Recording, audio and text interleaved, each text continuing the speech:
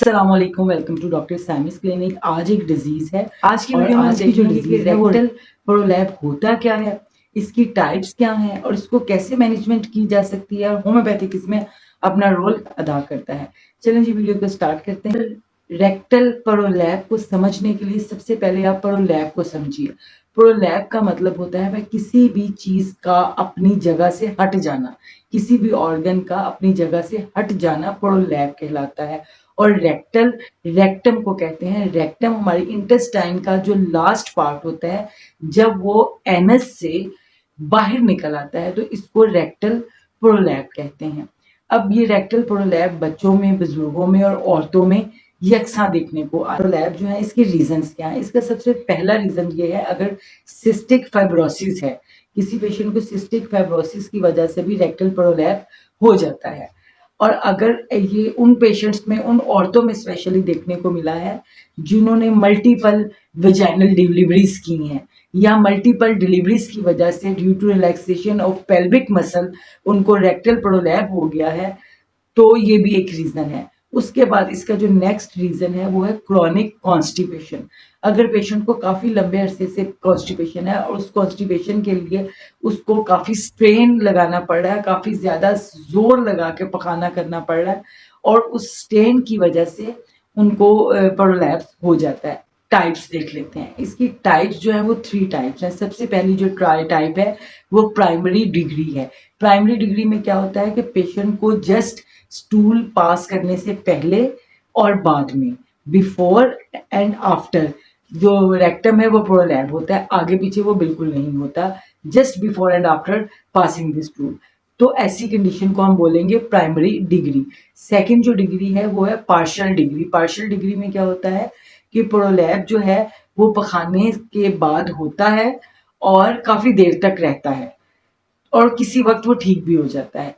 और third degree जो है वो है कंप्लीट डिग्री। उसमें क्या होता है कि जो प्रोलैप है वो कॉन्टिन्यूसली रहता है, यानी कि रेक्टम एनस के रास्ते से बाहर निकल आता है और वो वैसे ही रहता है वापस अपनी जगह। चलिए जी अब हम इसकी देख लेते हैं सिम्टम्स। सिम्टम्स में क्या होता है कि डिस्कम्फर्ट होता है पेशेंट को ना, पखाना करने से पहले और पखाना करने के बाद अजीब सी फीलिंग्स रहती हैं, उसको अनसेटिस्फाइड डिजायर होती है।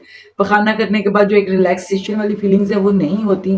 पेशेंट को स्टूल पास करने के बाद लगता है कि नहीं अभी उसे स्टूल और पास करना है, तो उसको स्टूल पास करने के बाद जो सिम्टम्स हैं वो डिस्कम्फर्ट रहता है। उसको लगता है कि उसके एनएस में कुछ पड़ा हुआ है, उसको एवरी टाइम फुल फीलिंग्स आती हैं और पेन भी होती है।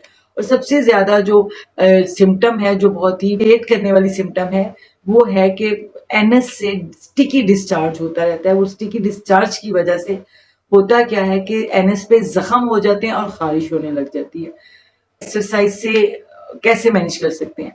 तो सबसे पहले अगर आपको प्रोलैप्स है, रेक्टल प्रोलैप है, तो आप सबसे पहले इसको फूड से, वो भी इसका जब फर्स्ट डिग्री प्रोलैप है, सेकंड डिग्री प्रोलैप है, तो इसको आप फूड से मैनेज कर सकते हैं। लेकिन अगर थर्ड डिग्री है, कंप्लीट है, तो इसका हल जो है वो सर्जरी ही है। तो आप फूड से इसको कैसे मैनेज कर सकते हैं? तो आपको प्रोसेस फूड नहीं लेनी, जंक फूड नहीं लेनी, आपको नॉर्मल प्लांट बेस्ड फूड लेनी है, आपको फाइबर का यूज करना है, आपको चावल, चीनी और मैदे का यूज फौरी बंद करना है, तो आप बढ़ती हुई इस कंडीशन को कंट्रोल कर सकेंगे। उसके बाद अब हम देखते हैं कि इसको होम्योपैथी कैसे मैनेज करती है। होम्योपैथिक में ये लोगों को बहुत अच्छा अफेक्ट किया वो है पोडोफाइलियम। पोडोफाइलियम बहुत अच्छा अफेक्ट करती है। इसको आपने 30 में देना है, सुबह दोपहर शाम देना है कंडीशन के ठीक होने तक। अगर ऐसी औरतों को जिन्हें मल्टीपल वेजाइनल डिलीवरीज की वजह से रेक्टल प्रोलैप हो गया है, तो ऐसी कंडीशन में रूटा 30 में बहुत अच्छा काम करती है। जो मसल्स एनएस के, रेक्टम के, पेल्विस के रिलैक्स होने की वजह से प्रोलैप हुआ है, उसको वो बेहतर करती है। उसके बाद जो नेक्स्ट मेडिसिन है वो है इग्नेशिया। इग्नेशिया काम करती है। इग्नेशिया में प्रोलैप इस तरह का होता है कि पेशेंट पखाना तो करता है, उसके अलावा उससे झुकने से भी रेक्टल प्रोलैप हो जाता है। उसके बाद नेक्स्ट जो मेडिसिन है जो बहुत ही बेस्ट है वो है hardest scan. Hardest scan rectal prolapse की बहुत अच्छी मेडिसिन है। बच्चों के केस में बहुत अच्छा इफेक्ट करती है, बुजुर्गों के केस में बहुत अच्छा इफेक्ट करती है, औरतों के केस में बहुत अच्छा इफेक्ट करती है। हार्डेस्टिस स्कैन को आपने मदर टेंशन में देना है 10 ड्रॉप्स। उसके बाद जो लास्ट मेडिसिन है वो है एस्क्यूलस हिप। एस्क्यूलस हिप आप ऐसी कंडीशन में देते हैं जब पेशेंट को रेक्टल प्रोलैप के साथ साथ पाइल्स भी है, उसकी एनएस पे पाइल्स है, कोई मौका बन गया है, उसमें इन्फ्लामेशन हो गई है, उसमें पस का डिस्चार्ज है और साथ रेक्टल प्रोलैप भी है। तो एस्क्यूलस हिप को 30 में दीजिए और 200 में भी बहुत अच्छा काम करेगी। तो आई होप सो कि आज की इन्फॉर्मेशन आपको अच्छी लगी होगी।